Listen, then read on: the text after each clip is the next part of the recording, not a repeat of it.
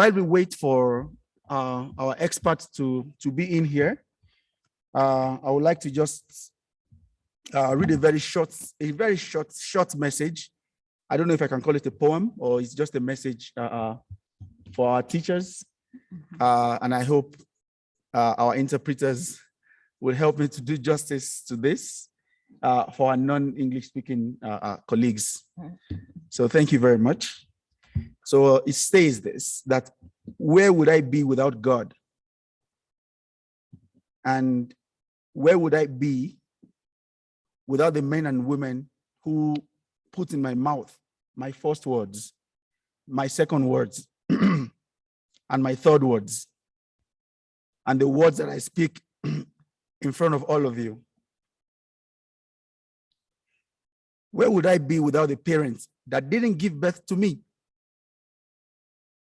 but found it to dedicate their entire lives and existence for my well-being, for my learning, and for me being the best that I can? Where would I be without those who taught me that 2 + 2 = 4? That 3 + 3 is 6 in all circumstances, in the concept of justice, in the concept of math, in the concept of health, in the concept of engineering? Where would I be without those who told me and taught me to implement and to live that I can be my brother's keeper? Where would I be without those who brought to life the words of my priest and my imam and my pastor and instilled in me the very essence of why I exist for myself and for others? Today, I would like to thank those men and women, starting from the mother who birthed me, and the father who was there, and the father who was not there, and the mother who was there, and the mother who was not there. I would like to thank you all for ensuring that I'm standing in front of an audience to thank and to say and to confirm that all of the disciplines that have been instilled in me and us and our children and our family members have turned out the way they expected and more. So thank you very much to all the teachers who are present. And we would like to have a big round of applause to all of you, starting from me. And if you're a teacher, please stand up, please. All the teachers in the room, please stand up, please. Thank you all. We thank you for everything that you've done for us and everything that you continue to do for us. Thank you so much. Your reward is not only in heaven, it's also here on earth. Your reward is well enshrined in the 2017 report of the African Union, which revealed the living and working conditions of our teachers. Our teachers have to be well paid. They have to live in good homes. They don't have to get everything in heaven. Thank you very much. Merci. Yeah. Merci, chers collègues. Je pense que je vais prendre ce micro. Merci beaucoup, Monsieur Lukman. Je vais embrayer, comme on dit, sur ce qu'il a dit à propos de cette journée mondiale des enseignants avant de délivrer le sommaire des messages clés d'hier. Les enseignants. Vous savez que l'ODD 4 promeut l'accès de tous à une éducation de qualité sur un pied d'égalité et défend la promotion de l'apprentissage tout au long de la vie. Si j'avais à faire une devinette, j'allais demander quel est le métier dans lequel naturellement on apprend tous les jours et on apprend tout au long de sa vie. Quel est ce métier? Est-ce que M. Signolo peut me faire l'honneur de répondre?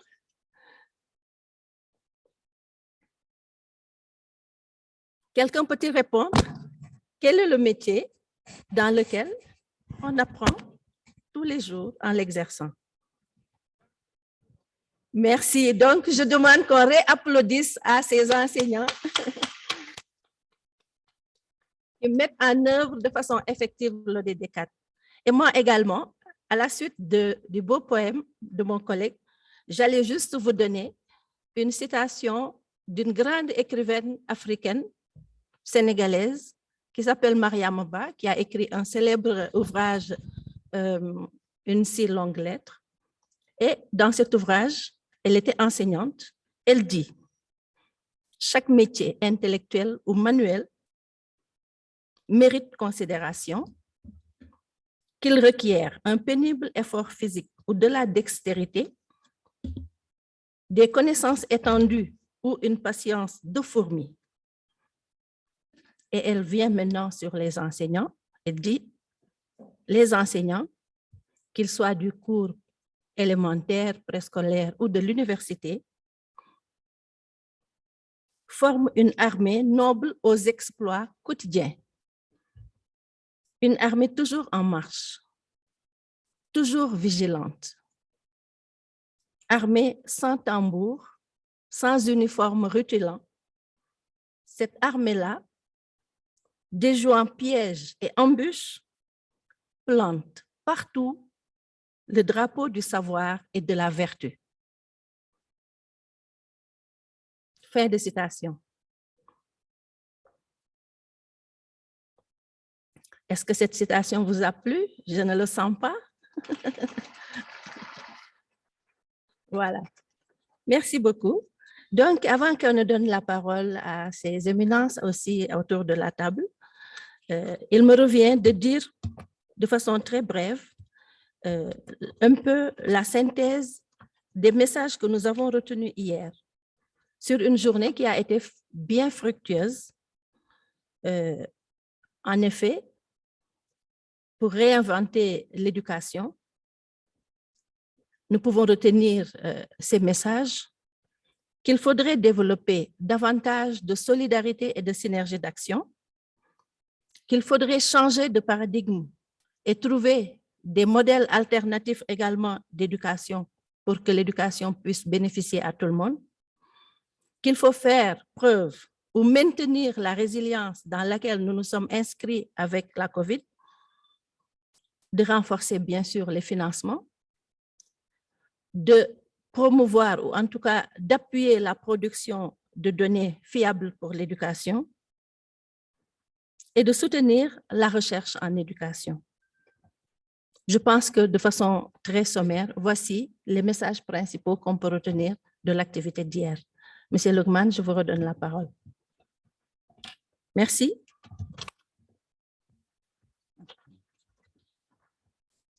Thank you very much for the very brief wrap-up of the excellent day we had yesterday, which actually, by the way, it ended with a very beautiful cultural dance by our Ethiopian, by our hosts. I'm sure we all loved it. So moving forward, I would like to confirm right now if Dr. Yumiko has joined us.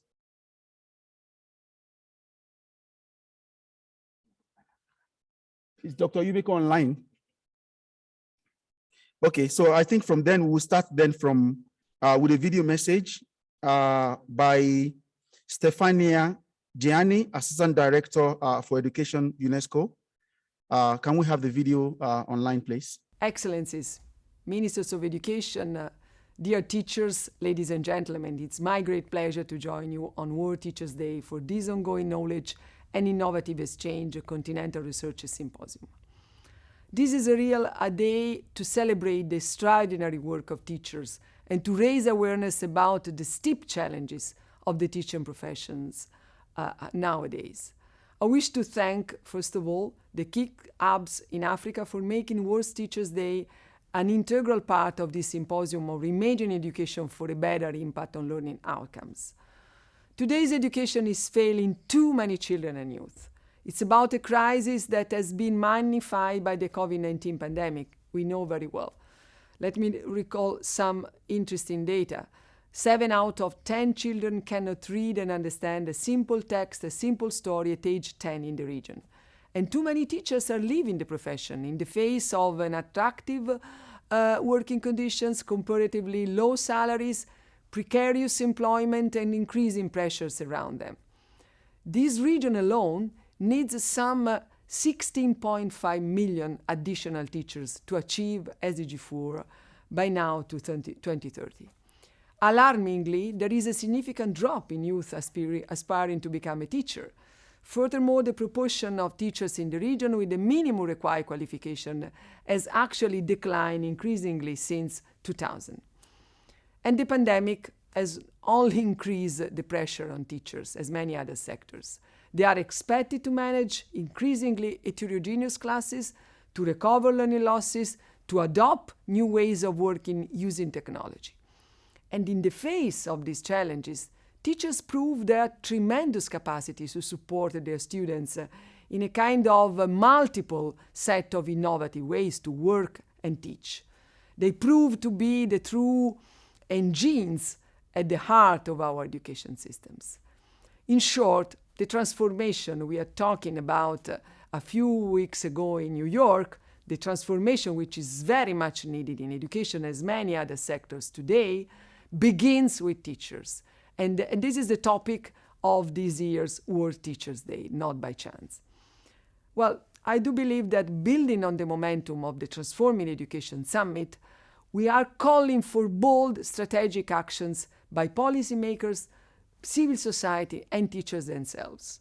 But to fulfill their role in society, teachers must be trained, teachers must be empowered, teachers must be motivated to become agents of change and not being left alone. They must have access to free, high quality, and context-specific professional development opportunity, ensuring decent working conditions, fair pay, and raising the social status of the profession itself is essential. Teachers also need to be recognized as knowledge producers, reflective practitioners, and policy partners. They should have a voice, so to say. They should have a voice in policy making and decisions making about all which is about education, curriculum development, pedagogies, new innovation methodologies, and the use of technology, of course.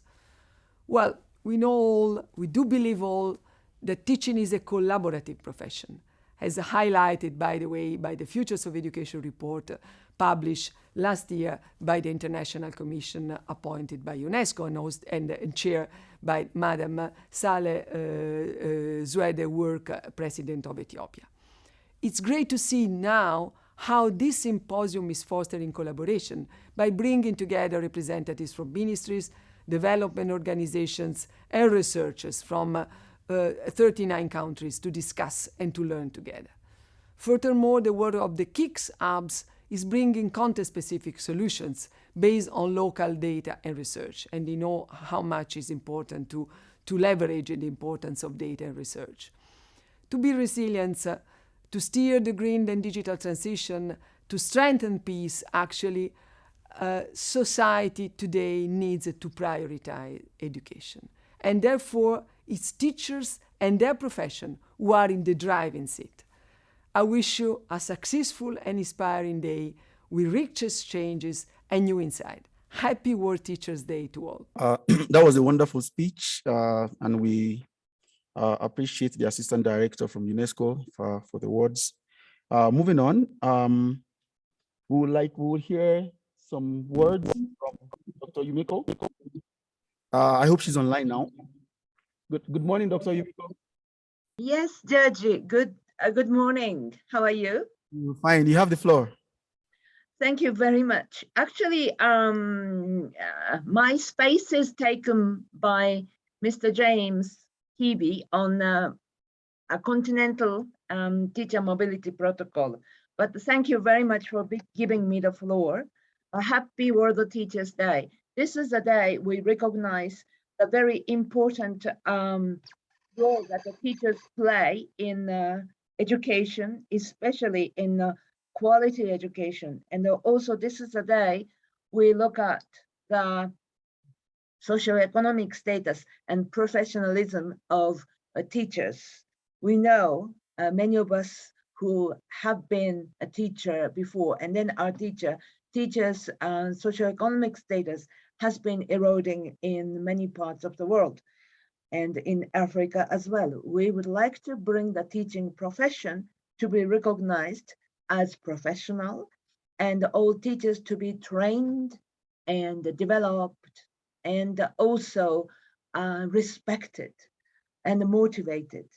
When teachers are respected, we all feel motivated and we all feel happy.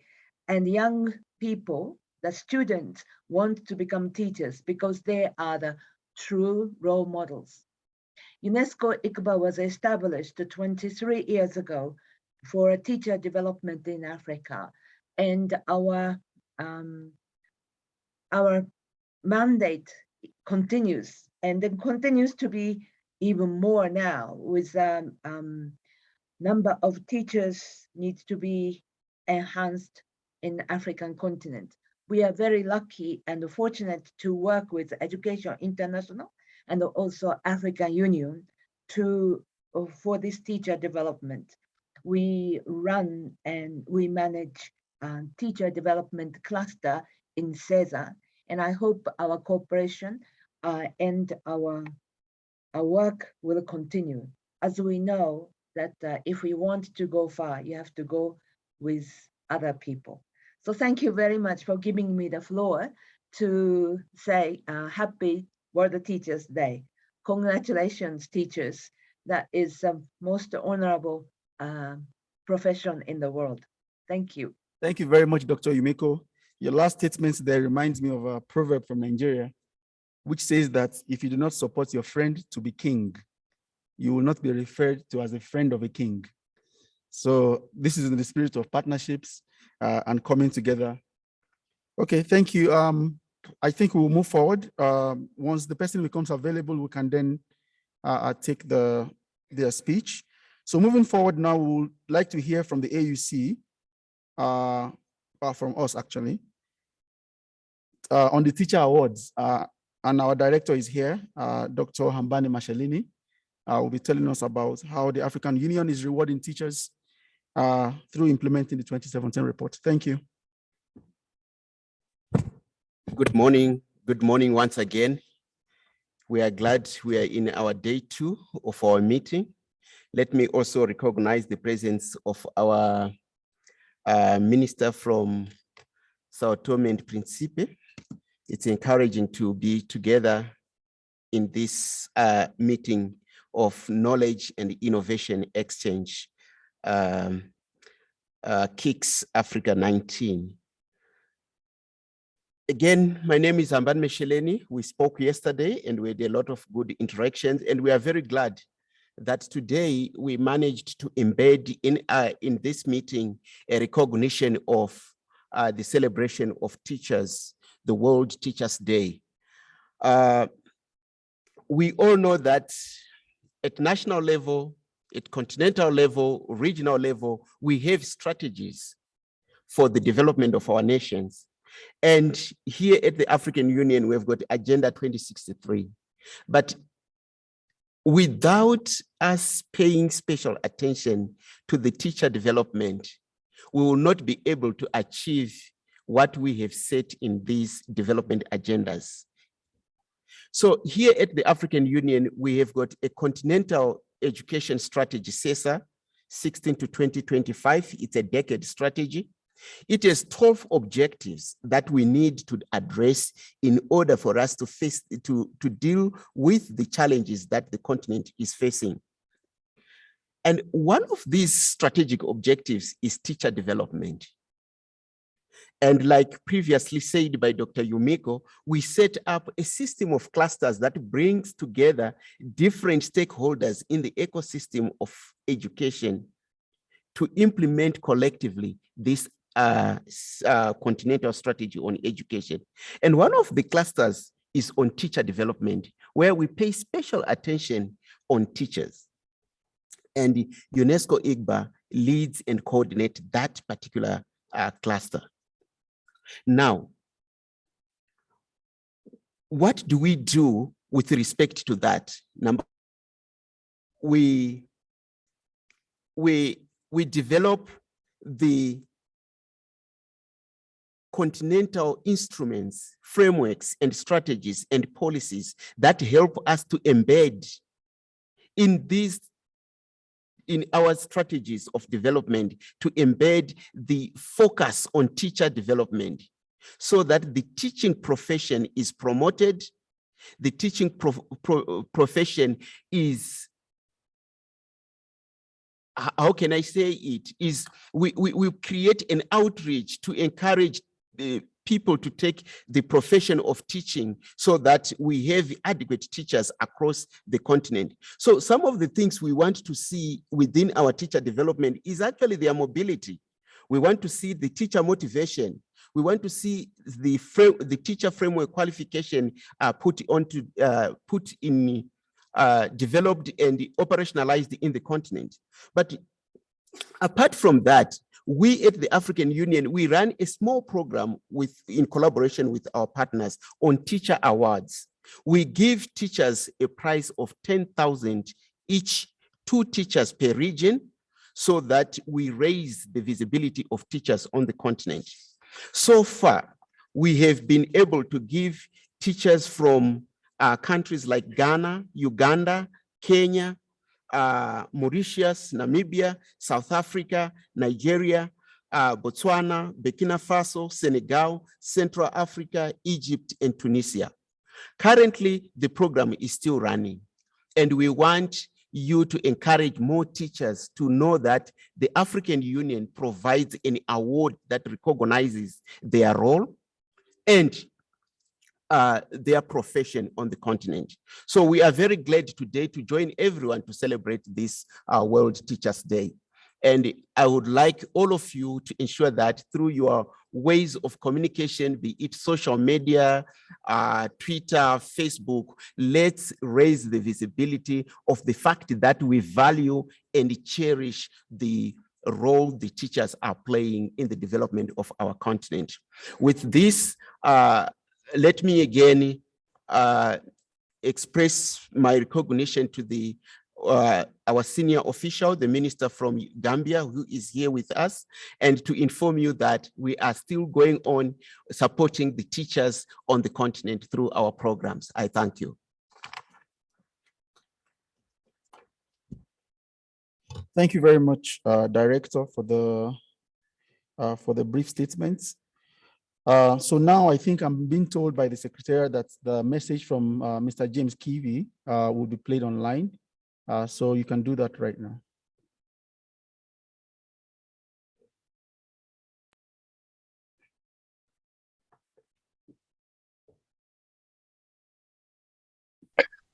Good morning and good afternoon, colleagues, and happy World Teachers Day. My name is James Kivi from JET Education Services based in South Africa. I've been asked just in 2 or 3 minutes to tell you a little bit more about the Continental Teacher Mobility Protocol. This protocol is modeled on work that has been done internationally, particularly in the Commonwealth. And over the last 3 or 4 years, we've been working very closely with ICBA and many other institutions across the continent to look at teacher migration. In particular, these 3 areas that are on the slide. So the Continental Teacher Mobility Protocol tries to put in place a system or a protocol or a policy that can protect the rights and responsibilities of teachers. We know teachers move across our continent. So the protocol is trying to protect those teachers, but balancing that out with the right of countries, of course, to invest into their own teachers and not to lose that investment. So the protocol was presented to the AUC, the African Union Commission, a couple of weeks ago, and it's been adopted by ministers. So we're in a good place as a continent. Of course, now the challenge is to look at the implementation. So if I go to my next slide, you will see that the principles that we're really looking at here is alignment of supply and demand. Some of our countries have too many teachers, some of our countries have too few, but sometimes it's also very subject specific. But the key thing is that our teachers have the right to migrate. There's no country across Africa that can stop the teachers from migrating. So how about we embrace it and we work with it and support those teachers and support the countries? Linked to this is licensing and professionalization of our teachers. Critical to this protocol is the role of AFTRA, the African Federation of Teacher Regulatory Authorities, and those professional councils that exist in some of our countries. The protocol really promotes them and positions them as the holders of this protocol. What roles and rights am I talking about? So the AUC is the custodian. The beneficiary is, of course, the migrant teacher. Our countries have a role to play as ambassadors. Teacher regulatory authorities that I spoke about AFTRA, but the RECs are also really important, the regional economic communities. And also, there are private institutions that work in the space on our continent. So let's work with them and let's make sure we manage this in a fair and a transparent way. And of course, there are many NGOs and international agencies as well. How do we implement this? The mobility protocol is built around the digital platform. And as we speak and as things develop, you'll hear more about the digital platform that uses state-of-the-art technology. The whole idea with the ATWW or African teacher we want is so that we can actually support countries domestically as well, where they don't have the systems to manage supply and demand.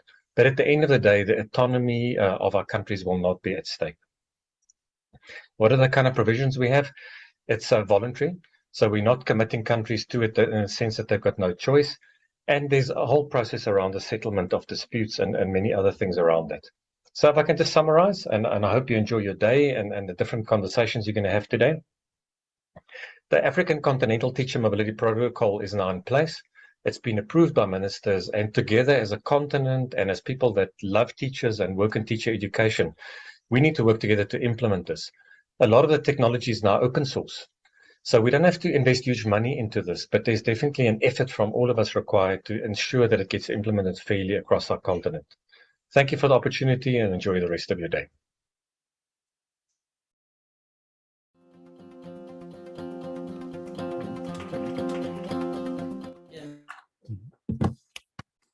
We thank Mr. James in absentia. Moving forward, I think we will get some statements now from EI, from Mr. Dennis Signolo to give us his remark. Thank you.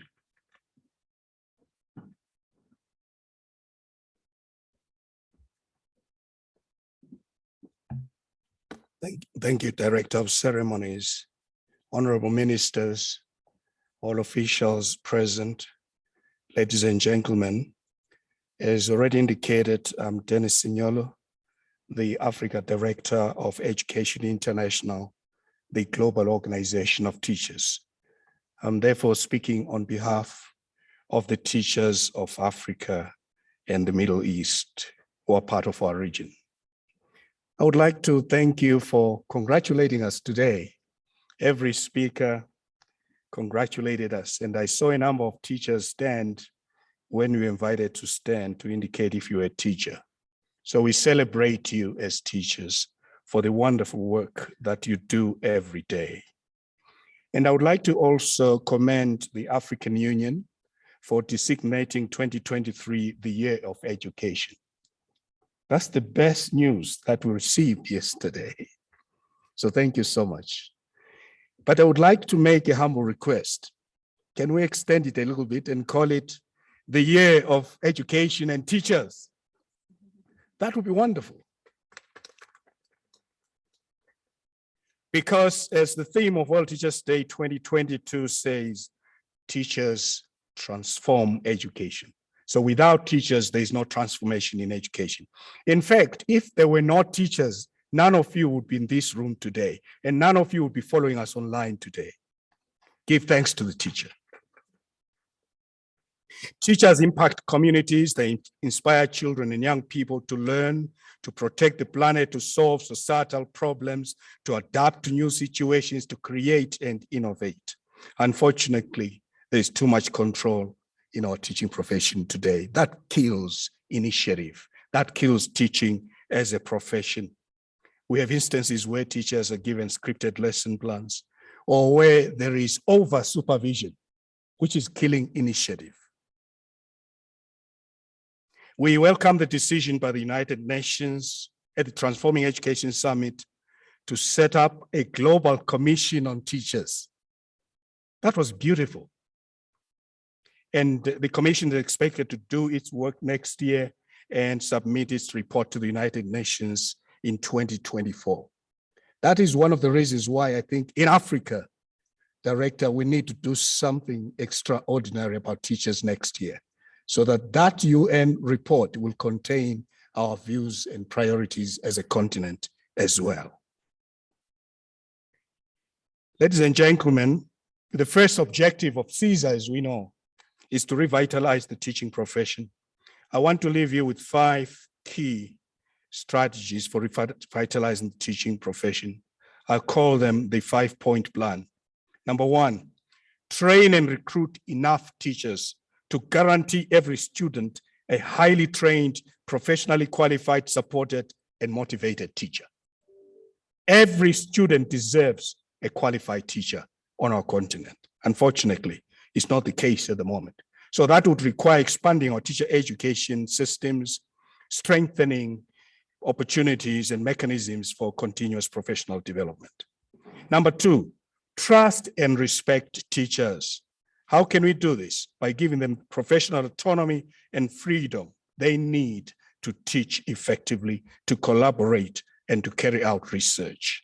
Number three, equip and empower teachers to use technology, while at the same time recognizing that technology cannot replace teachers. COVID taught us clearly that we need a teacher, we need schools as well. I have always said as educators, I'm talking to many of my colleagues in the room and online, we need to adapt, we need to move from the traditional chalk and talk, you remember that? We need to move from the traditional chalk and talk to the modern touch and teach. This is important. But we need opportunities for capacity building, for training, but also digital infrastructure for that to happen. And I urge the African Union and African governments to regulate data costs. They are just too high. Teachers cannot afford to access the internet. Our students cannot. It can be done. The European Union regulated the cost of data. The African Union can surely do the same. Number four, make teaching an attractive and first choice profession by improving the living and working conditions of teachers. Let's remember, teachers' working conditions are children's learning conditions. And finally, number five, involve teachers in genuine and institutionalized social and policy dialogue through their unions. To that end, Education International Africa region has developed a social dialogue framework. We'll be taking the framework to the African Union through the teacher development cluster. And I would like to thank the African Union and UNESCO ICPA for the collaboration, which has been wonderful within the teacher development cluster. We have worked together to advance the teaching profession, but a lot more remains to be done. We therefore dedicate this framework to the teachers of Africa and urge governments to appropriate it and use it to strengthen social and policy dialogue. And I will leave you with this. As we celebrate Teachers Today, remember many of our teachers around Africa are actually mourning because they're hungry.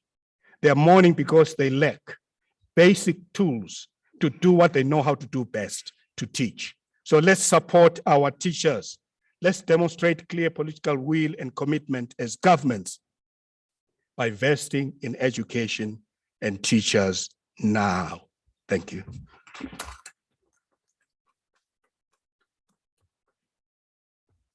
Thank you very much for the wonderful speech. I think it's this next speaker. It's actually my pleasure and an honor to be inviting to the podium our 2021 finalists for the Global Teacher Prize. I'm very excited to be inviting you. Please, can we just welcome her to the stage now with an applause? From Malawi, Miss Chipaka from Malawi. Thank you very much, and we're very happy to have you here.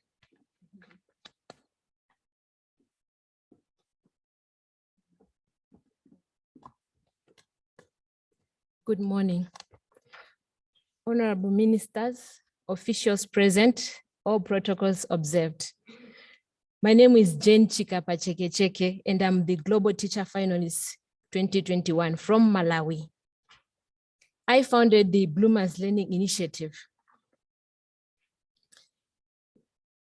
The Bloomers Learning Initiative is a teacher-founded initiative, realizing that illiteracy is a big problem in Malawi, with an adult literacy rate of 62%, 130 in ranking in comparison with others.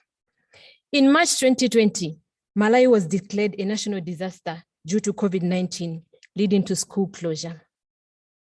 With a belief that we are all meant to bloom, regardless of what we face in this life, and regardless of where we are placed, I, with other teachers, founded what we called the Bloomers Learning Initiative. The Bloomers Learning Initiative kept students up to speed during COVID through WhatsApp lessons, which were live for free. We reached out to 1,200 students through WhatsApp groups. We also taught students how to read and write short stories during the COVID break. After the COVID break, our achievement was that we had taught our students the live lessons.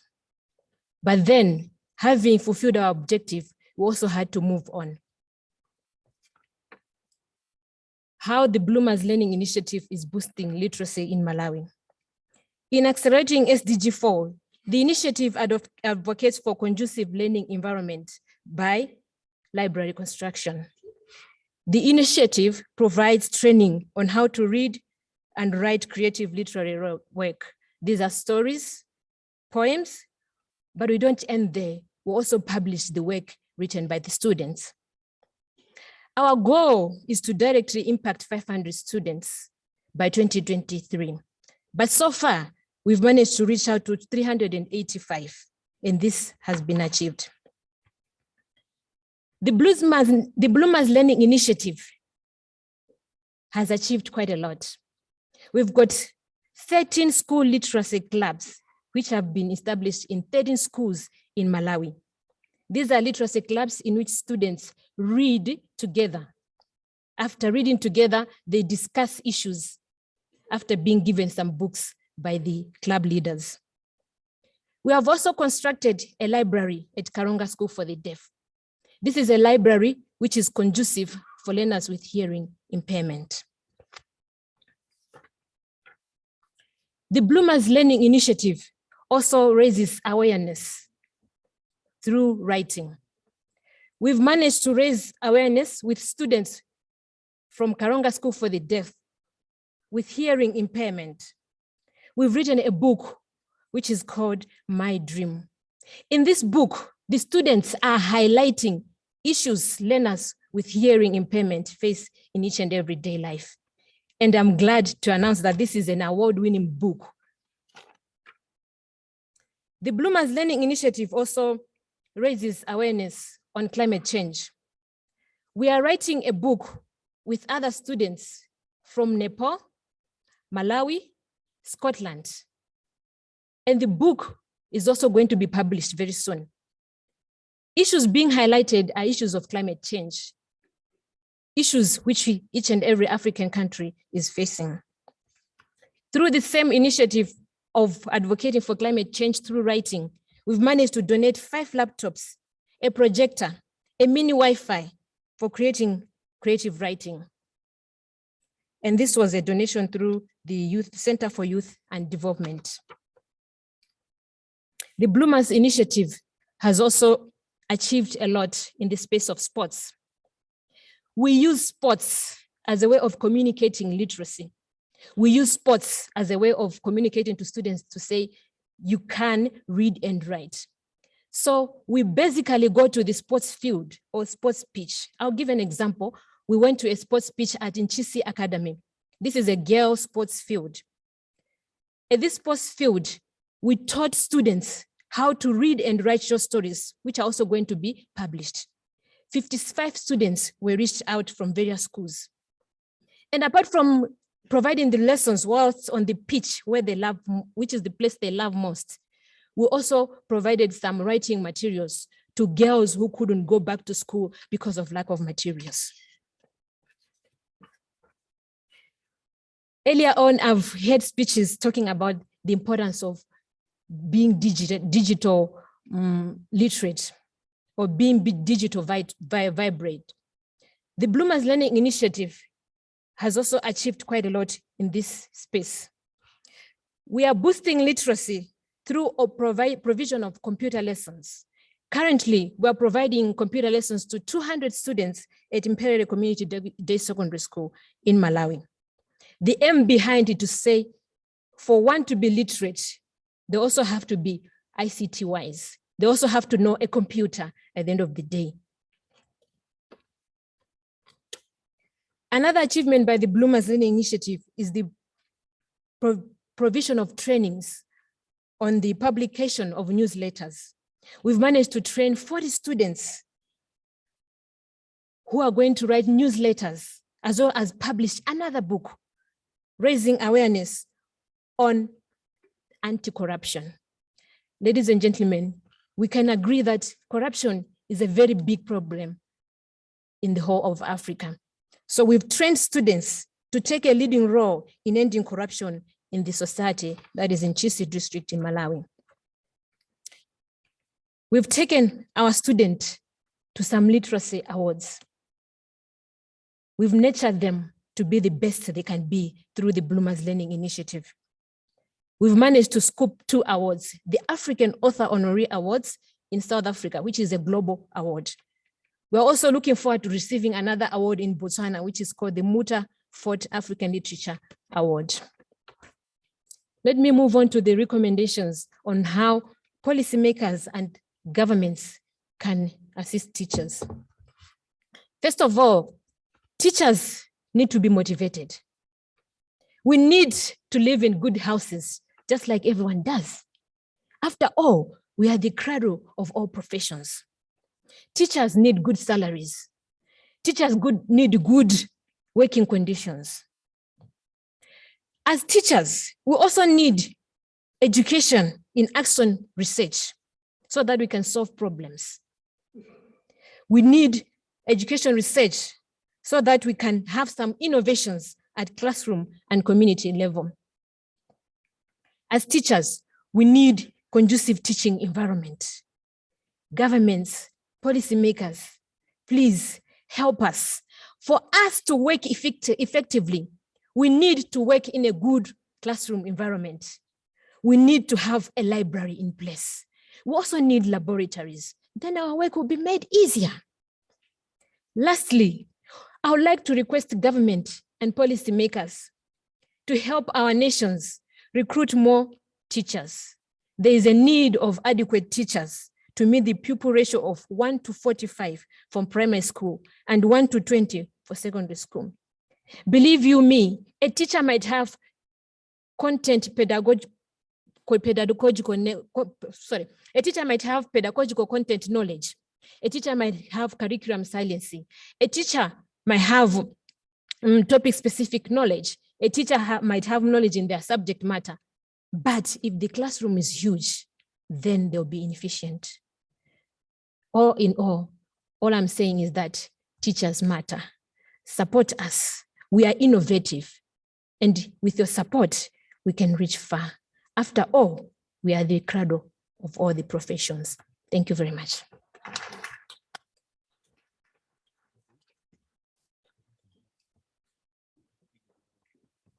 Merci beaucoup, chère madame, pour l'engagement, le dynamisme et l'esprit d'initiative. Ça nous rappelle que la fonction d'enseignant et l'esprit de sacrifice est inhérent à la fonction, au métier d'enseignant. Et j'en ai pour preuve le sens étymologique du mot pédagogue, le pays pédagogues en grec. Pays veut dire enfant et égogé, ça ne marche pas. OK. Est-ce que vous m'entendez? Oui, ils disent que l'interprétation ne fonctionne pas. Ça marche? J'étais juste en train de mettre en relation. Ça marche?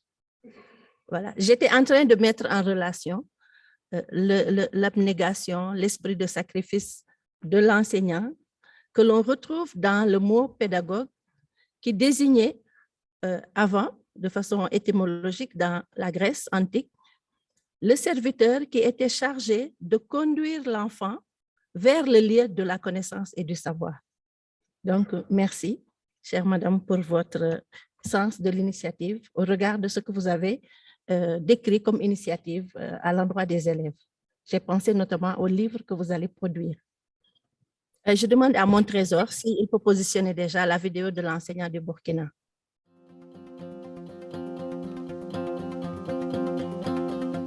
Numéro Anéa Clarisse, enseignante au Kourgou 1 à l'école du secteur 5. Aujourd'hui, le monde entier commémore la journée de l'enseignant. Une journée pour magnifier l'enseignant. Celui-là qui, jour et nuit, travaille pour former l'enfant, le citoyen de demain. L'enseignement étant un sacerdoce, c'est une occasion pour moi de rendre hommage à toutes ces personnes qui ont la lourde charge de partager la connaissance, d'inculquer le savoir aux hommes de demain. Je m'incline devant la mémoire de nos devanciers qui, avec amour, dévouement et abnégation, ont véritablement contribué à notre formation professionnelle et à notre personnalité. Mes pensées vont également à ces millions d'enfants qui, du fait des crises politiques, socio-économiques et sécuritaires, n'ont pas accès à aucune forme d'éducation. C'est aussi pour moi l'occasion de traduire ma gratitude aux acteurs et partenaires de l'éducation, élèves, parents d'élèves, partenaires locaux et internationaux, qui nous soutiennent dans la noble tâche et développent sans cesse des initiatives visant à l'amélioration de l'accès de tous les enfants à une éducation inclusive et de qualité.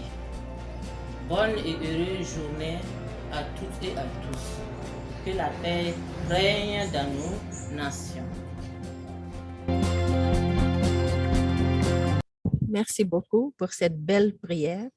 Nous disons Amen tous et nous souhaitons que la paix reste dans le monde enseignant parce que la paix dans le milieu éducatif est également un des intrants à l'amélioration des performances scolaires, à l'atteinte des maxima de service, à l'atteinte également des horaires maximales pour l'apprentissage. Si Mona, je doute qu'elle soit arrivée, parce qu'elle avait dit 5 minutes. Je ne suis pas arrivée, mais je vais parler, je suis désolée. Vous savez, c'est encore avant 8 heures à Dakar et la circulation est encore terrible, mais ce n'est pas grave. C'est le métier de l'enseignant aussi, de s'adapter, d'être résilient, d'être aussi souple. Et donc, mesdames et messieurs, j'ai écouté tous vos discours et je pense quand on parle à la fin, on n'a pas beaucoup de choses à dire. Merci pour cette valorisation de l'enseignant et ces discours vibrants pour le faire revivre et naître et tout ça. Donc, je vais essayer d'être rapide vu les circonstances et je suis désolée de la situation. Donc, je salue cette journée de l'enseignant.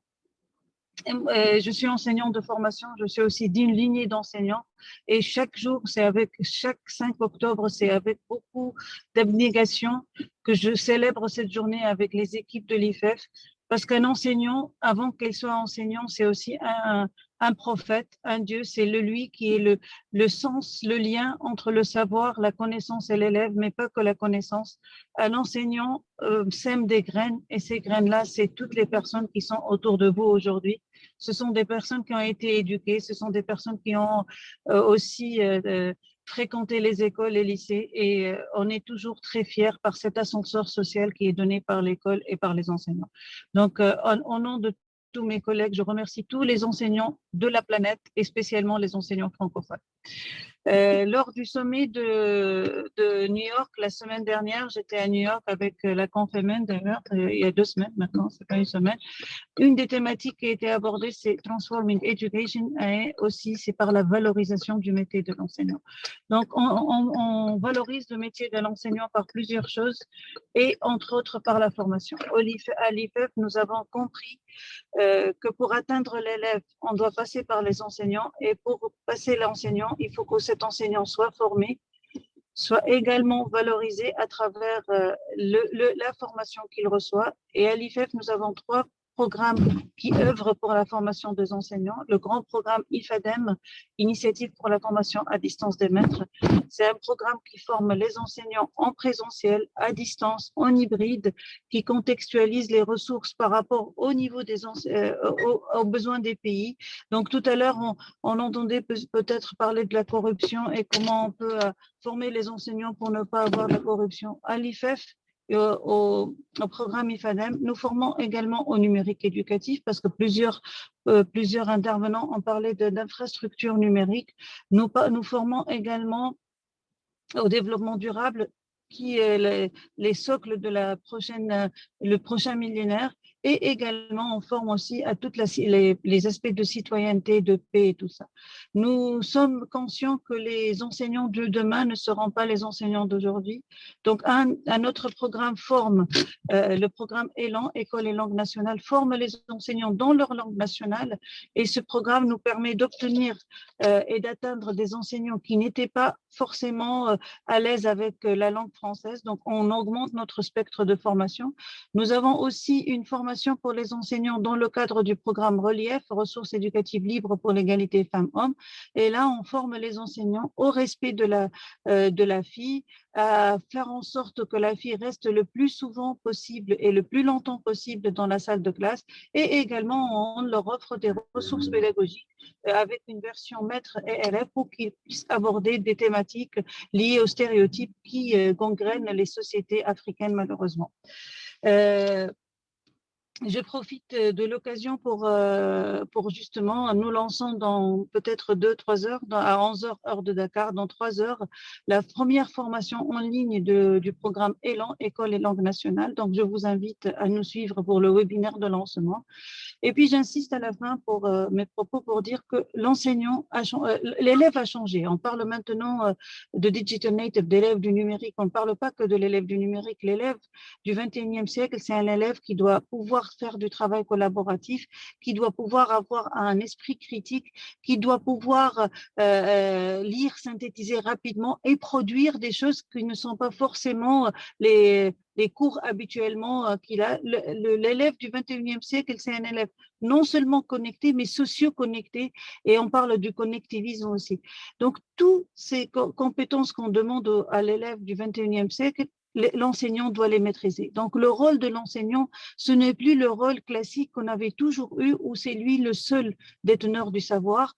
Le rôle de l'enseignant, c'est aussi un rôle de grand frère, un rôle de médiateur entre la connaissance et l'apprenant. Et dans ce sens-là, je trouve que le rôle de l'enseignant est devenu un rôle très difficile à porter, et que c'est pour toutes ces raisons que une journée ne suffit pas pour l'enseignant, il faut plusieurs journées, et on travaille tous ensemble pour que cet enseignant, qui est vraiment la première pierre pour construire une société, soit valorisé, soit traité correctement et surtout soit formé. Merci pour votre attention.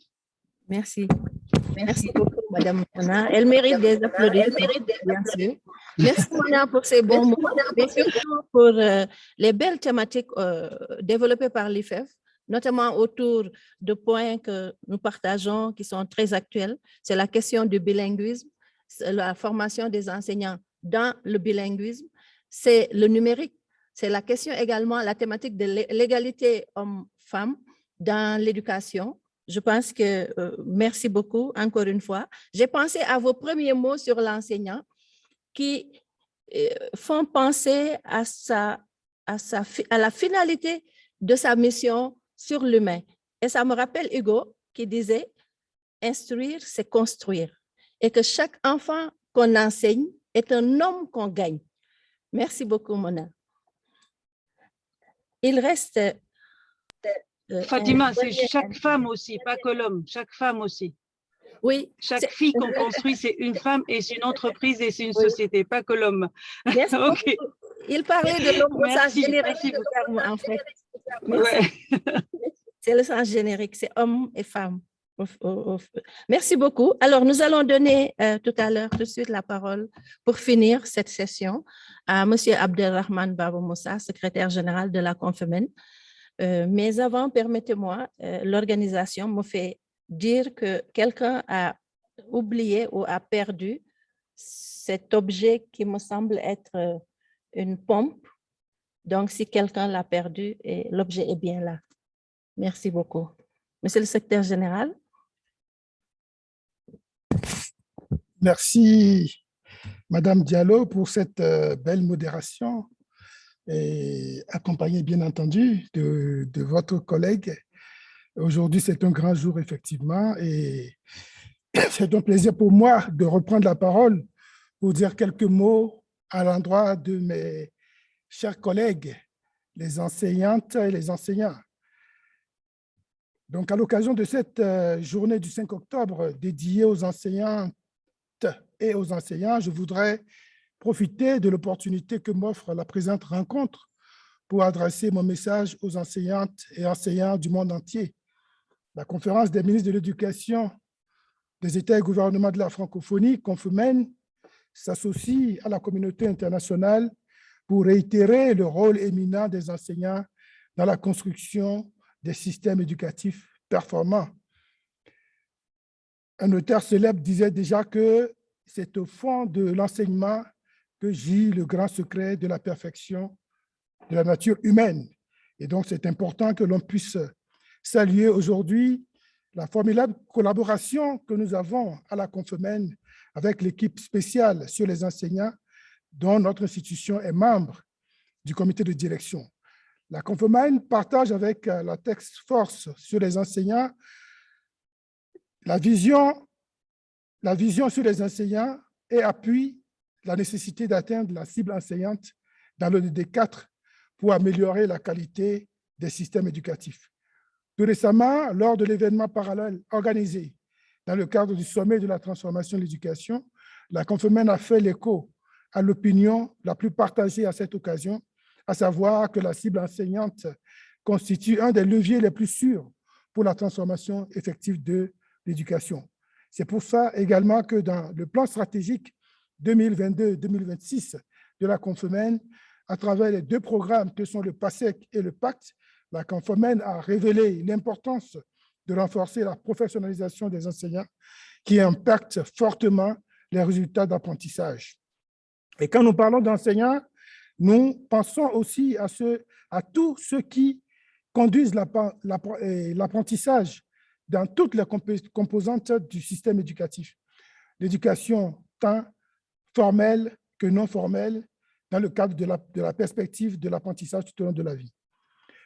Chers enseignants, comme je le disais déjà l'an dernier, et je le répète encore aujourd'hui en d'autres termes, vous avez été des soldats de la résilience en éducation pendant la COVID-19, dans un volontarisme sans précédent, et les systèmes éducatifs comptent sur votre sens du travail bien accompli, votre abnégation légendaire et votre sens de l'éthique professionnelle pour ériger l'éducation au rang de vecteur de changement favorable à notre monde. Alors que le monde entier a les yeux tournés vers l'avenir pour penser les futurs de l'éducation, il n'y a plus aucun doute que cette transformation commence bien par les enseignants, acteurs incontournables de la lutte contre la pauvreté de l'apprentissage. Et cela suppose de réaliser certaines conditions que je voudrais citer rapidement. Premièrement, l'assurance qualité en formation initiale et continue des enseignants qui mettent l'accent sur l'autonomisation par la maîtrise des savoirs disciplinaires, didactiques et pédagogiques.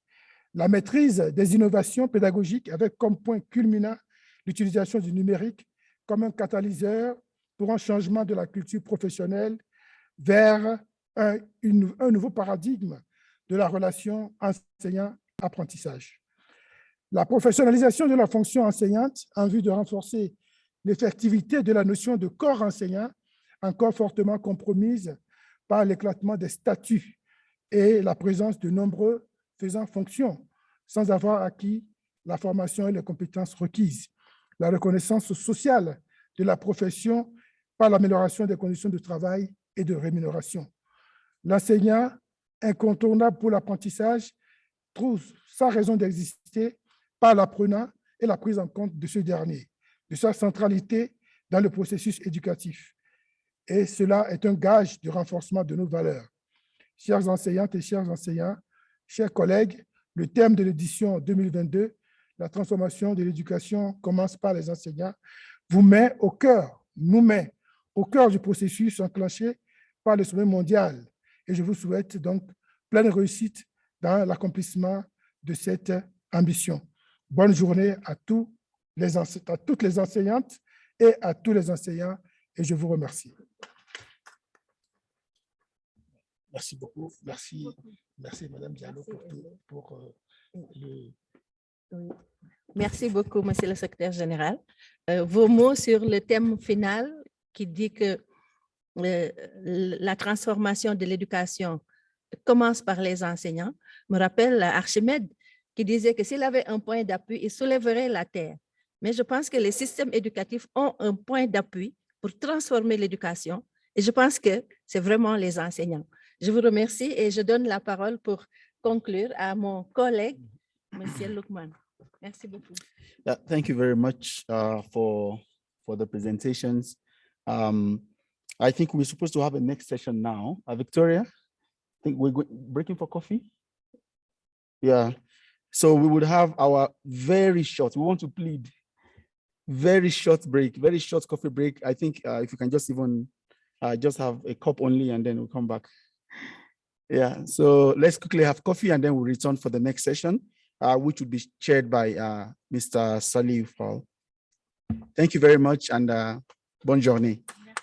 Thank you. Bonjour, mesdames et messieurs. Je pense qu'après avoir rechargé les batteries, on est d'attaque pour vraiment aborder la seconde ligne droite qui va consister en une série de présentations.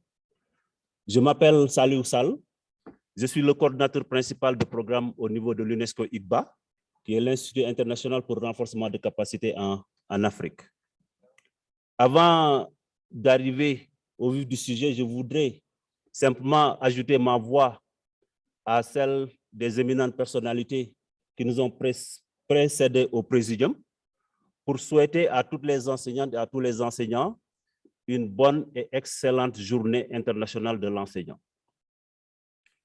La journée de l'enseignant, comme vous savez, c'est une occasion pour célébrer ou magnifier l'excellent travail que les enseignants accomplissent tous les jours, mais aussi c'est une occasion pour plaider en faveur d'une prise de décision de la part des décideurs, évidemment, et des parties prenantes, pour améliorer le statut des enseignants de manière générale. Et c'est dans ce cadre que les organisateurs de Symposium ont pensé à intégrer des activités relevant de cette journée, à l'instar de ce qui se passe au niveau mondial. Donc, nous avons avec nous 4 autorités du domaine qui vont nous faire tour à tour des présentations, mais c'est des présentations de 10 minutes parce que nous avons des contraintes de temps. Permettez-moi aussi de saluer la présence du rapporteur de la session, le professeur Bokar Niane, qui est professeur à l'École normale supérieure, maintenant FASTEF de Dakar. Donc, comme je disais, nous avons 4 présentations. La première présentation va porter sur les leçons apprises de l'enquête PASEC 2019 sur les enseignants. Elle va être faite par Dr Guy Roger Kaba de la Confemen. Cette présentation sera automatiquement suivie de celle présentée par Madame Fatimata Diallo du pacte Confemen et elle portera sur l'assurance qualité de la formation des enseignants, priorité pacte pour la transformation de l'éducation. En troisième position, nous aurons Madame Jocelyne Kirezi qui va aborder la revue de la recherche empirique sur le leadership scolaire en Afrique. Et enfin, et non des moindres, nous aurons Monsieur Antonius Manos, qui est le directeur du Global Reporting Monitoring. J'y reviendrai plus tard. Et Monsieur Manos va nous parler du thème « Né pour apprendre », l'état de l'apprentissage sur le continent africain. Donc, sans plus tarder, je m'avais donné la parole à Dr Guy Roger Kaba pour sa présentation, mais peut-être un mot à propos de Guy Roger. Il a été enseignant de mathématiques au secondaire à l'Université École normale supérieure du Gabon. Il a été attaché de recherche à l'Université Laval au Canada, Québec, et il est actuellement conseiller technique au PASEC et responsable de l'assurance qualité de l'éducation à la Confemen. Donc, Dr Kaba, vous avez la parole pour 10 minutes, s'il vous plaît.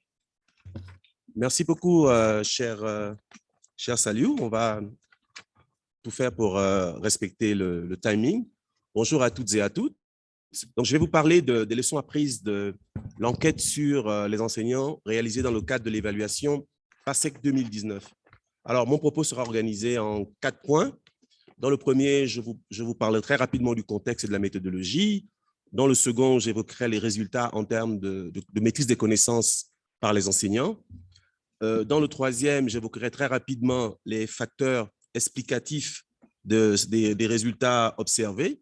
Et enfin, je terminerai par les leçons apprises. Je céderai la parole à ma collègue et patronne, Fatimata. Alors, concernant le contexte, la Confémen, c'est la conférence des ministres d'éducation des États de la francophonie qui regroupe 44 pays.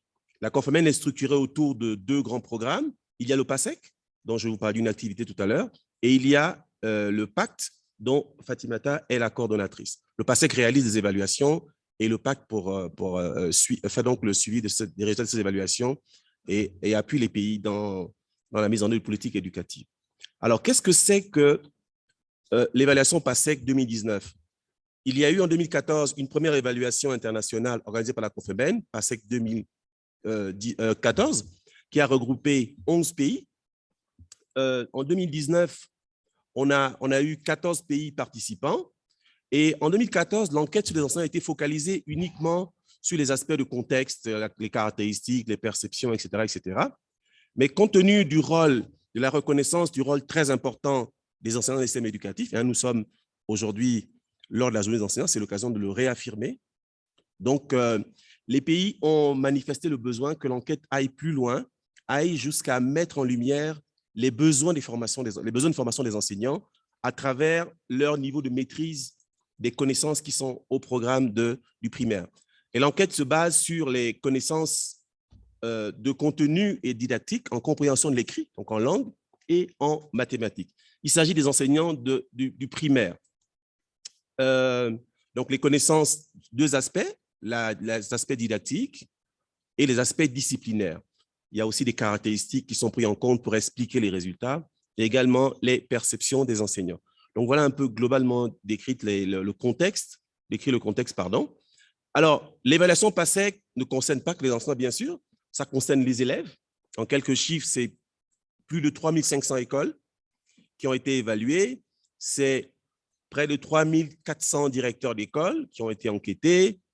Donc, c'est plus de 62 000 élèves de fin de scolarité primaire et près de 22 000 élèves de début de scolarité primaire.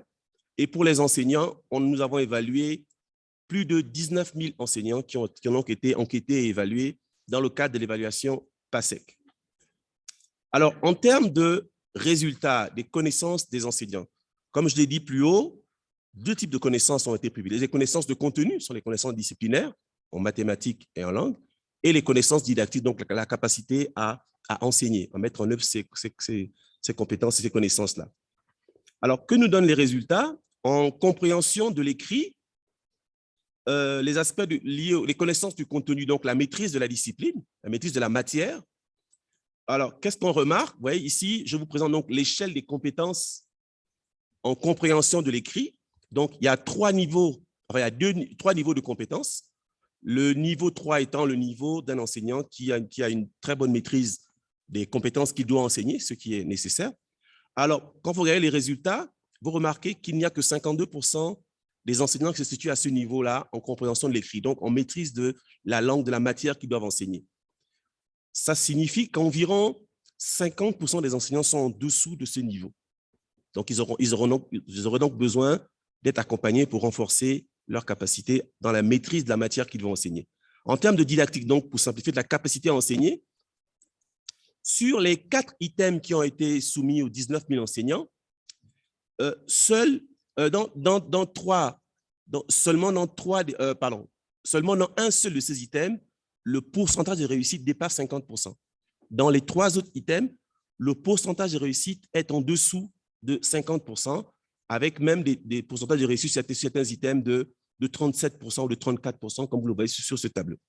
Donc là également, en compréhension de l'écrit, en matière de maîtrise de la capacité à enseigner, il y aurait également des besoins de formation pour nos enseignants. Concernant les mathématiques, pour ce qui est du contenu, donc de la maîtrise de la matière, alors je vais zoomer un peu sur le... Désolé, ça ne se voit pas très bien, mais en tout cas, je vais... Alors ici, vous remarquez qu'au niveau 3, il y a juste un peu plus de 32% qui se situe à ce niveau. Un peu plus de 32% qui se situe à ce niveau. Et on a même 8,5% qui sont en dessous du niveau 1. C'est-à-dire qu'ils n'ont pas réussi à manifester un niveau minimal de capacité qui sont évalués par le test. 8,5% des enseignants. En somme, près de 70% des enseignants sont en dessous du niveau 3 dans la maîtrise des connaissances de contenu en mathématiques. Je rappelle que ce sont les connaissances du primaire qu'ils doivent enseigner à leurs élèves. En didactique des mathématiques, 8 items ont été proposés aux enseignants. Et lorsqu'on regarde les pourcentages de réussite à ces items, vous allez remarquer que dans un seul de ces 8 items, le pourcentage de réussite dépasse les 50%. Dans deux items, le pourcentage de réussite dépasse les 50%. Donc là également, en termes de capacité à enseigner les contenus, il y aurait des choses à redire, il y aurait des choses à faire pour la formation des enseignants. Comment expliquer quels sont les facteurs, parce qu'on observe des différences entre catégories d'enseignants, et quels sont les facteurs explicatifs de ces résultats? Il y a d'abord l'ancienneté.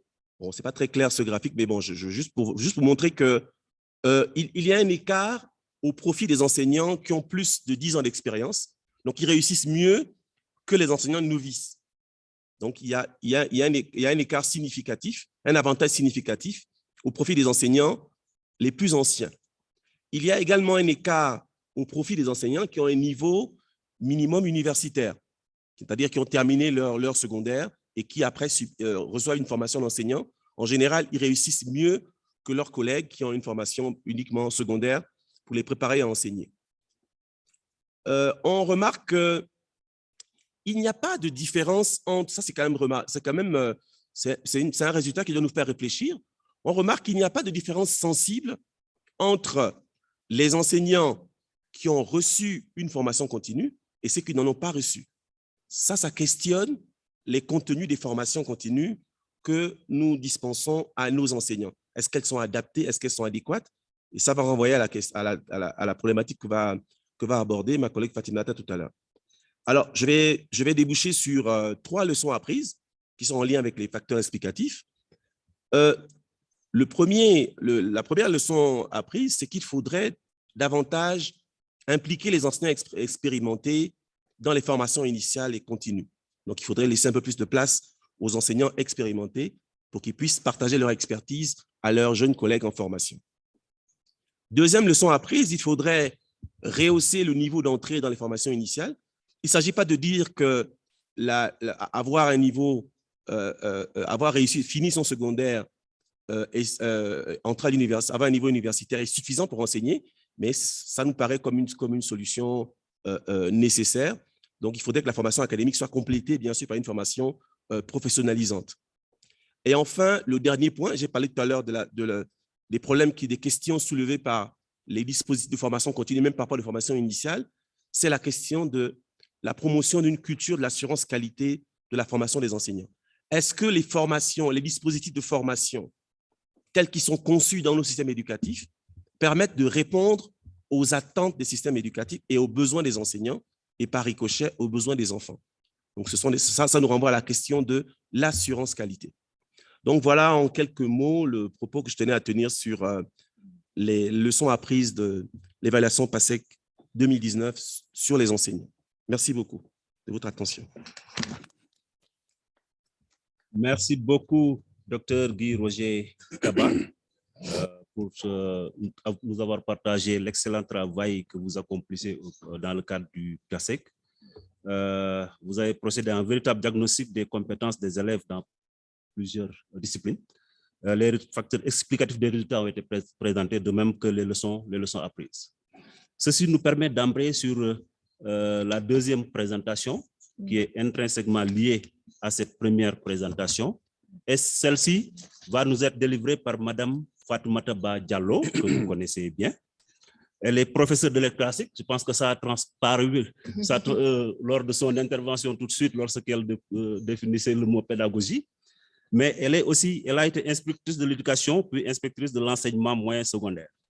Avant de rejoindre la Confémen, Madame Diallo a occupé le poste de directrice de l'enseignement moyen secondaire général du Sénégal. Et actuellement, elle est la coordinatrice du pacte. Donc, sans plus tarder, je lui donne la parole pour qu'elle fasse sa présentation. Merci beaucoup, cher Saliou. Donc, je m'en vais compléter la présentation de Guy Roger. En fait, il aurait même pu le faire parce qu'il a coordonné l'activité autour de l'étude sur l'assurance qualité de la formation initiale des enseignants du primaire en Afrique subsaharienne. Mais mon intervention, c'est justement pour montrer que la Confémen a voulu être très cohérente dans le cadre de l'élaboration de son plan stratégique en ajoutant au PASEC que tout le monde connaît, qui est né depuis 1991 et qui s'attelle à l'évaluation des acquis scolaires, l'analyse des systèmes éducatifs donc, des pays francophones. Donc, en ajoutant un autre programme qu'on appelle le pacte, qui est le programme d'appui au changement et à la transformation de l'éducation. Est-ce que le technicien peut projeter la présentation? Donc, c'était pour expliquer un peu la cohérence qu'on a établie entre un programme qui évalue les acquis scolaires et qui informe, qui informe sur des données probantes en éducation dans un sous-secteur précis, et l'action complémentaire qui consiste à analyser ces données pour identifier les besoins réels des pays et pouvoir maintenant établir un processus d'accompagnement de ces pays pour atteindre les objectifs escomptés. C'est pour cela que le pacte a été créé et c'est le programme d'appui au changement et à la transformation de l'éducation. En étudiant les résultats du PASEC concernant la cible enseignant, nous nous sommes rendus compte qu'il fallait également impérieusement accompagner les pays pour qu'ils puissent atteindre les objectifs en rapport avec cette cible. Et c'est pour cela que des études ont été menées. Je pense que le slide suivant présente le pacte dans ses priorités. Voilà, vous avez vu les priorités. On a l'éducation et la protection de la petite enfance, la question des ressources éducatives, surtout le numérique et les manuels scolaires pour lesquels nous avons établi de grandes actions. Sur les manuels scolaires, nous avons, avec l'UNESCO, procédé à l'évaluation des manuels scolaires pour 6 pays d'Afrique subsaharienne francophone en établissant une grille d'évaluation. Sur le curriculum, qui est également un des axes prioritaires, nous pensons cibler également la question du bilinguisme, les langues d'apprentissage, mais aussi les questions liées à l'éducation aux valeurs, à la citoyenneté mondiale. Au milieu, vous avez vu qu'il y a l'assurance qualité de la formation des enseignants. Et c'est sur cela que nous allons mettre le focus tout à l'heure. Il y a la question de la connexion entre l'enseignement technique et l'enseignement général. Enseignement technique pour établir des offres alternatives d'éducation et pour avoir un système éducatif qui soit en phase non seulement avec la nécessité, les compétences attendues émergentes du monde moderne, mais qui puisse déboucher sur le monde du travail et faire en sorte que l'éducation, en plus d'être utile en construisant l'humain, soit utile pour peut-être acheminer l'apprenant ou l'individu, l'adulte qu'il va devenir, vers une situation de vie qui lui permette de vivre dans la dignité, comme le dit d'ailleurs l'ODD 4.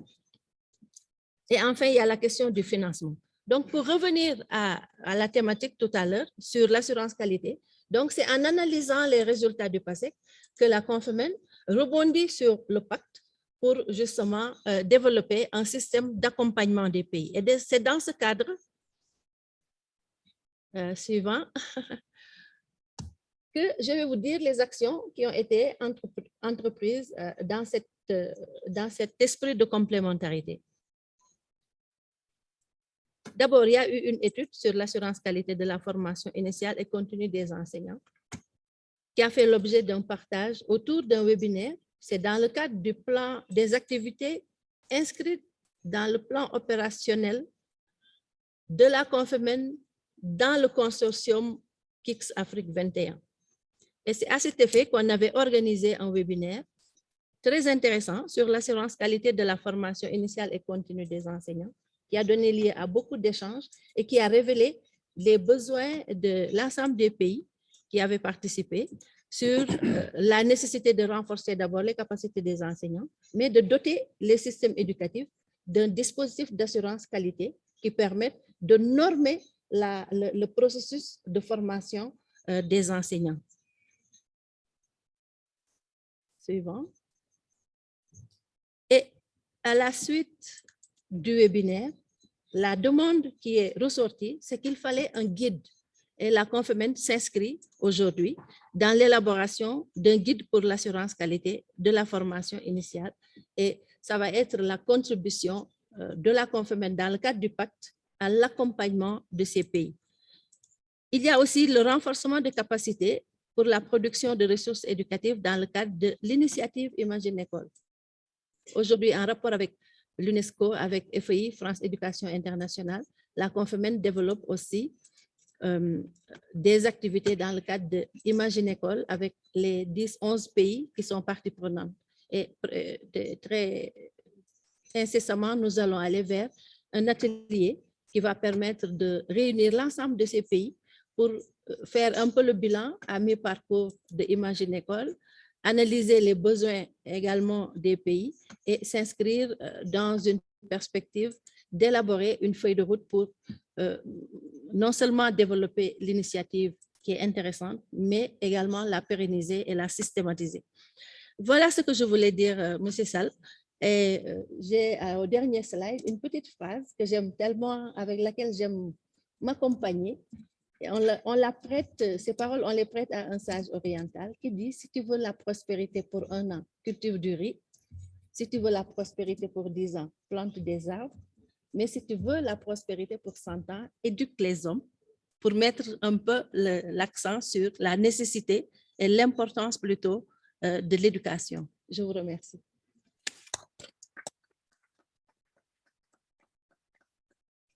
Merci beaucoup, Madame Diallo, pour cette assertion vraiment remplie de sagesse et qui fait l'apologie de l'éducation, qui est l'arme la plus puissante qu'on puisse utiliser pour changer le monde, comme disait Mandela. Merci beaucoup pour avoir présenté le pacte avec ses 6 domaines d'intervention prioritaires dans lesquels se trouve l'assurance qualité. Vous avez aussi parlé des actions entreprises dans ce cadre-là pour mener à bien cette assurance qualité. Donc, merci infiniment. À présent, nous allons enchaîner avec la présentation suivante qui va être faite par Madame Jocelyne Kirezi. Elle porte sur la revue de la recherche empirique sur le leadership scolaire en Afrique. Madame Jocelyne Kirezi est de nationalité rwandaise et elle est conseillère en recherche à l'organisation VVOB qui est basée au Rwanda. So, you have the floor. Thank you very much, moderator. So I will be presenting on school leadership, and first, why school leadership?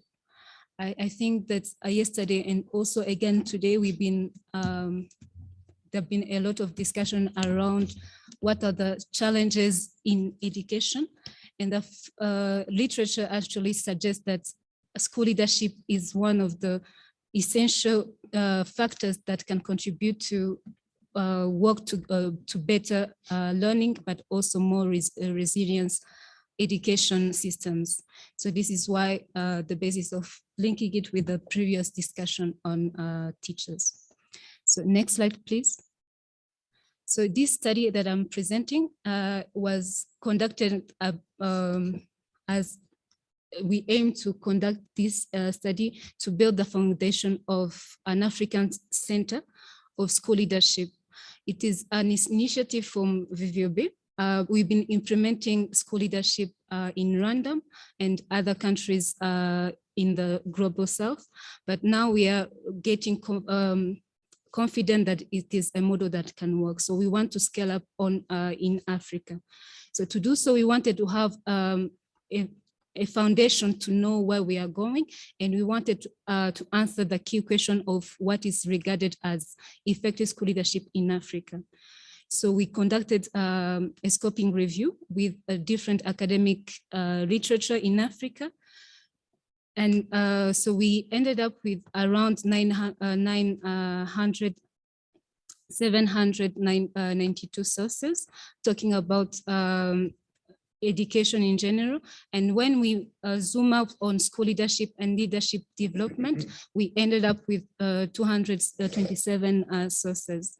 So the findings that I'm going to present are basically building up on those 227 sources. Next slide, please. Yes, so in terms of findings, when we look at the source of knowledge production in around school leadership in Africa, we found that it is actually championed by the Anglophone countries, and mainly from Nigeria and South Africa. South Africa being the number one with mostly 41 sources that come from South Africa. So considering on what is actually considered as effective school leadership, we found that by large, most literature suggests that it is one that leads to improving a student outcome. And I believe that this is also in line with the discussion that we want today. And so here, when we talk about school, this instructional leadership is where the school leader use different strategies to make sure that he monitor classrooms and also make sure that students are well assessed and in their learning as well. But one of the key things is that we see that to be able for the school leader to be able to do this kind of instructional model, he needs a lot of support. So it is important to balance both administrative tasks and the instructional roles as well. So which brings in the aspect of distributed leadership, where then the deputy principals or the dean of studies can be helpful to support them. And looking at the competences and practice of effective school leadership, we see that they are designed around mostly these international school leadership models, but we found that actually there was one model, one concept of leadership that is a homegrown solution for Africa. And it's the concept of Ubuntu, which then ensures that actually individuals and school needs are met together. So it's really through different dialogue and possible compromise, the school leader ensure that the task and are performed in a human environment. So I think this is one of the main findings that was on this review, but also one of the interesting topic was around women in school leadership. We found mostly that actually there's still a gap in terms of women being part of the school leaders. And we found that there is also some indication that actually there is a difference in terms of the way they lead and also their effectiveness. So this is something that actually can be part of the next research to come. Next slide, please. When we look at how prepared school leaders, we find that actually school leaders, most of the time, they are normally teachers. So they are expected to move from teacher to become school leaders without any preparation. And school leadership is not yet recognized as a specialist of the occupation. But we still find some example in different countries are of different CPD providers that are providing different school leadership programs, mostly in Ghana and Kenya and South Africa. But we wanted also to see what kind of CPD are effective and scalable for school leaders. And we find that actually there are more long-term initiatives, which means that there need to be not like 2 days trainings, they need to be longer term and also based on the practical aspect of being a school leader. But also they highlighted the need of close collaboration between CPD providers and the government to be able to scale up to the full system. And then which brings also the aspect of the role of government, national and regional policies, there we still find that there is still little evidence around any initiative owned by the government, but also in terms of regional initiative in Africa around CPD provision.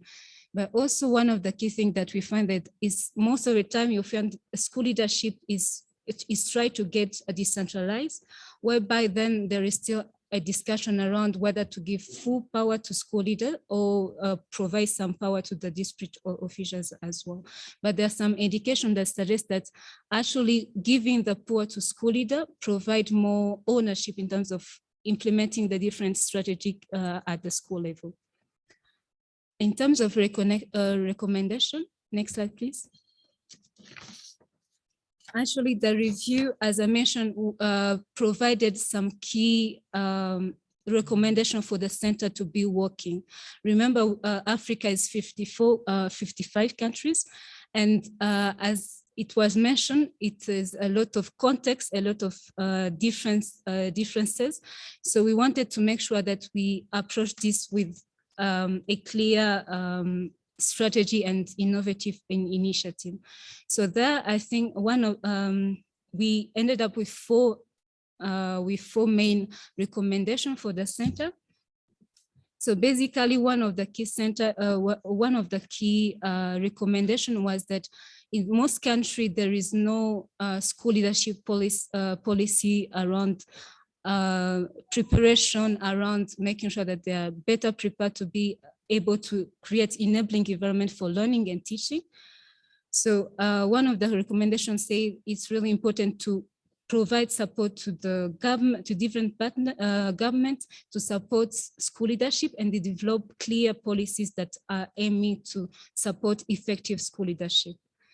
But and then in terms of CPD provision, it is also important to promote the development of scalable CPDs. And this is something that can be done through CPD providers collaborating with government to be able for the CPD to be embedded in the national education system.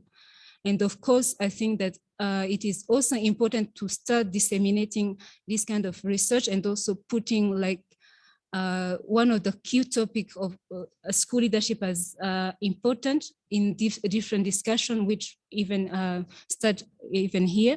So it's about establishing a continent-wide research program, which aims to understand the different contexts and also research different activity around, for instance, Ubuntu school leadership, which is more homegrown solution for Africa, and also gender aspect as well in terms of school leadership to better provide support to the government. So in conclusion, this review of evidence actually provided for us, I think, a good start to know where we are going in terms of supporting school leaders, in terms of actually supporting African countries to improve teaching and learning through effective school leadership. Thank you very much. Thank you very much. Thank you very much, Mrs. Jocelyn, for your brilliant and very informative presentation. You've talked to us about the relevance of school leadership, which is not only necessary, but mandatory to ensure a qualitative education system. You have taken us through the values of school leadership, and we really praise the initiative of setting up a school leaders, African School Leadership Center. And we hope that this initiative will be duplicated in Africa so that teachers can receive the necessary training to be leaders and not just appointed as because of the number of years they have accomplished. So thank you very much again. So now we're going to the last presentation, which will be done by Mr. Antonis Emanos, okay, Director of Global Education Monitoring. The presentation will be on Born to Learn, the set of learning in the African continent. So Mr. Amos, you have the floor. Thank you very much. And let's move to the first slide. This is a presentation that, in fact, is not directly linked to the KICS program so far, but it is an invitation, as I hope I will make clear, to all of you who have been working on different exciting KICS initiatives to collaborate with us so that we also can be used as a channel to bring to a wider attention all these very interesting pieces of research on learning that are taking place. I'm going to talk to you about our initiative for an Africa report. You know, the Global Education Monitoring Report, which is celebrating its 20th year anniversary. But for the first time in 2 weeks, we will be launching an Africa report focusing specifically on primary education. So moving to the next slide, let me take you a step back. Over the last 2 years, in collaboration with the UNESCO Institute for Statistics and with the support of your governments in Africa and of course all over the world, countries have been fulfilling a commitment that was made in 2015 at the Framework for Action, our foundation document for SDG 4, to set national targets or benchmarks. And this process is now very well advanced. As you see on this slide, there are 7 SDG 4 indicators on which countries have been invited and have been setting national targets for 2025 and 2030. And 3 of those, the out-of-school rate, the completion rates, and the minimum learning, minimum proficiency level in reading and mathematics are among those. African countries have provided national targets, half of them on the out-of-school rate, and on about 2/3 on minimum proficiency and 80% on the completion rate. So it's a really continent-wide engagement with the support of the African Union. Now, with this in hand, moving to the next slide, we're introducing this report that, as I mentioned, is going to be launched in 2 weeks' time at the ADEA Triennale in Mauritius.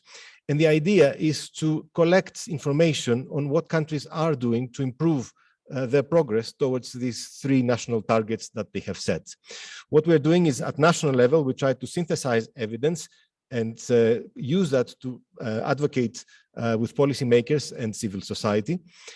And what is perhaps the value added of this initiative is to use this evidence to support a peer learning mechanism. Now, we know that the African Union has a peer learning mechanism that focuses on CESA, on the continental strategy, but it has not focused sufficiently on primary education and foundational learning. So this is the idea, and I'm very happy to announce and very humbled that the African Union is actually going to support this Spotlight report series and the establishment of a peer learning mechanism that will focus on this topic.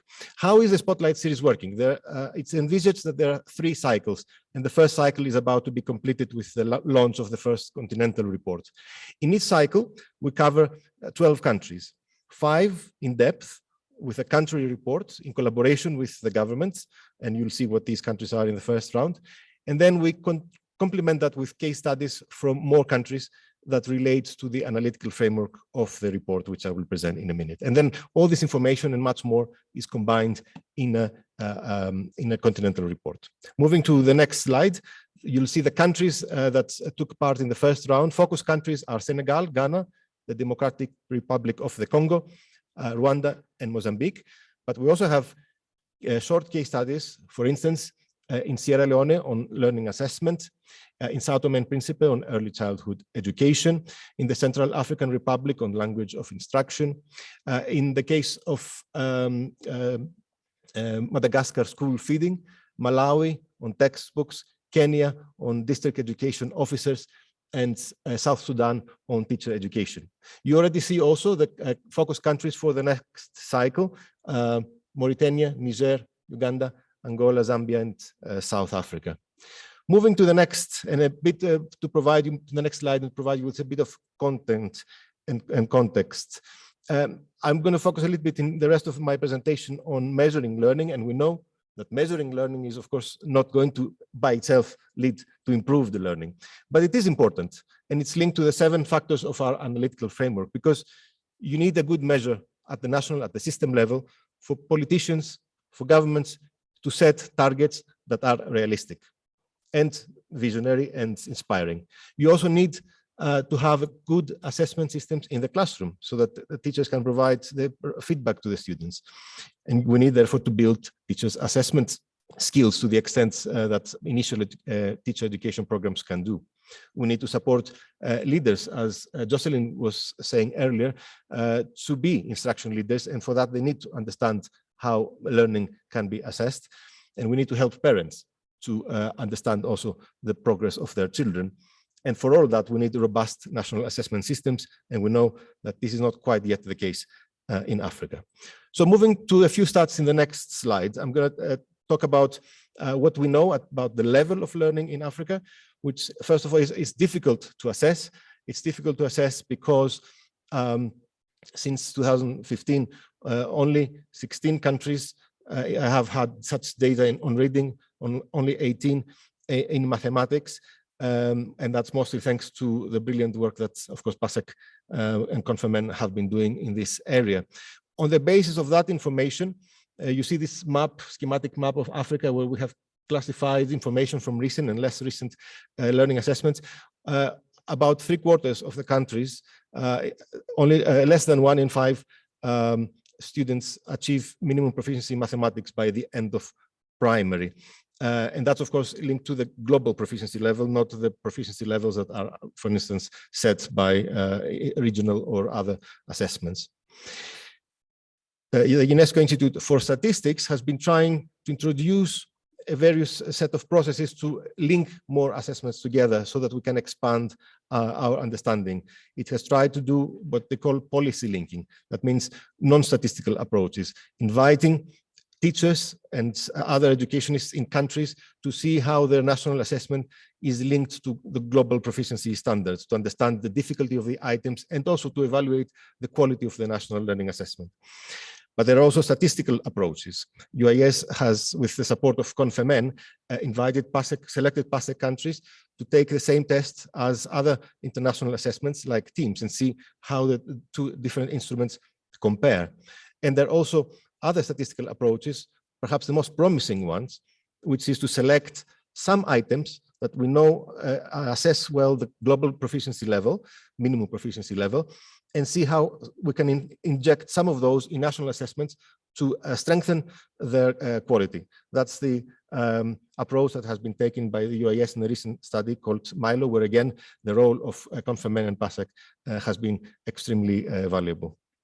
Now that's at the level of national assessments and cross-national assessments that provide us with high quality information. Household surveys have also been providing some information on learning at a lower level than the minimum level of proficiency, the very, very elementary, rudimentary basis. You see on this graph on the right-hand side, it's 3 countries. It's the Central African Republic, it's Chad, and the Democratic Republic of the Congo through the UNICEF mixed household surveys, which tell us about very elementary items like whether children recognize numbers or whether they can carry out simple addition tasks. And you see, for instance, in the best of these 3 countries, in Chad, still by age 11, only about a third of students can carry out simple addition. And that, going down, you see that there are really important foundational skill tasks that still children cannot do. The other advantage of surveys like MIX is that it helps us monitor progress by age and by grade. And also it goes to children that are out of school, which is also valuable. The graph on the left shows how about 13 or 14 countries in Africa are progressing in terms of how many children achieve the minimum competence level as defined by the survey, which is, again, I repeat, below the minimum level. And that shows us that only 15% achieve that by grade 3, less than half by grade 6. That information is, of course, very valuable. Citizen-led assessments are also providing that complementary information. But that's only for the level. In terms of trends, we have very limited information. Only 14 countries have at least 2 points where we can establish a trend, and that's not quite sufficient.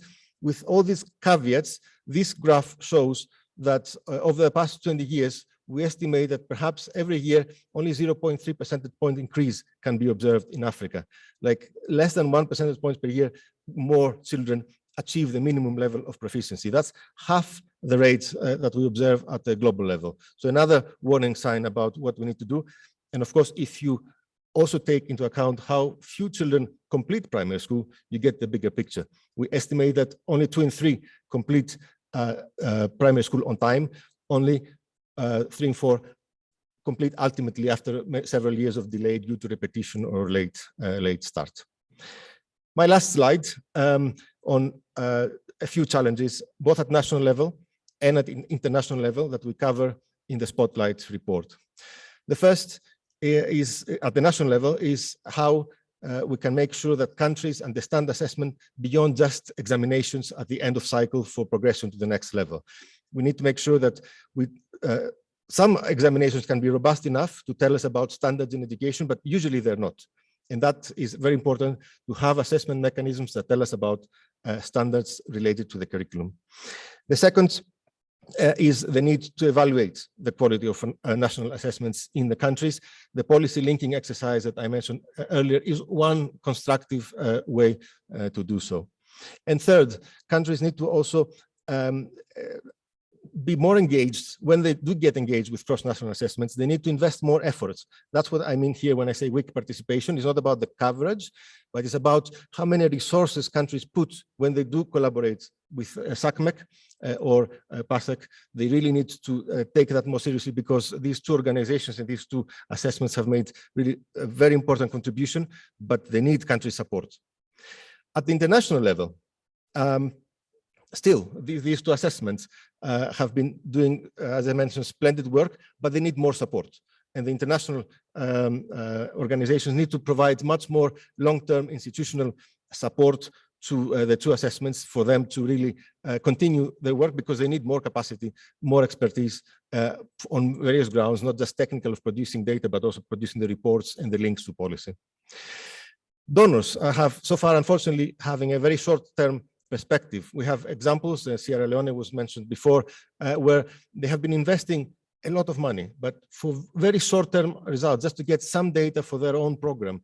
They have not invested sufficiently in building institutions that will help countries do this work on their own in the years to come. There is some attempt for coordination to do that. There's the Learning Data Compact that UNESCO, UNICEF, and the World Bank are establishing, but we are yet to see how committed they are to really ensure that every country between now and 2030, they will have at least 2 opportunities to assess their learning levels in the 2 subjects at least 2 education levels. And finally, many international areas of agencies that support such data collection often end up not sharing the results that they have produced.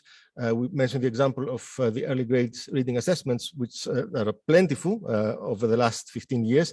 They are very valuable, but very few reach the public domain, and therefore also make the link with policy much more difficult. And that's also what this graph shows. Sorry, I think we forgot to move to the next slide, where I was referring. This graph shows that there have been, in the 12 countries that we looked in the spotlight, more than 100 assessments in reading, mathematics, and other in various levels of education. But ultimately, less than a quarter of those are available in the public domain to inform policy debate. And that's something that needs to change. So moving to the last slide, thank you very much. An open invitation, as I mentioned in the introduction, to work with the Spotlight series and to feature as much as possible valuable KICS research that helps, needs to be brought to wider attention. Thank you very much. Thank you very much, Mr. Manos, for this excellent presentation about the state of learning in Africa. You have presented us the findings, which are very impressive. It's true that it has not encompassed all African countries, but the number is representative enough.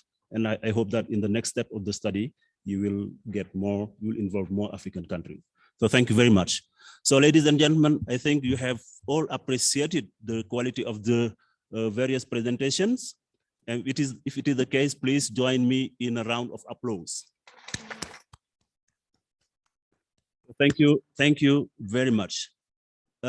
J'aurais souhaité vous donner la parole, vous, audience, le public, mais compte tenu de certaines contraintes, les organisateurs m'ont intimé l'ordre de ne pas procéder à une session de questions-réponses. Donc, je suis désolé, on va s'en tenir là.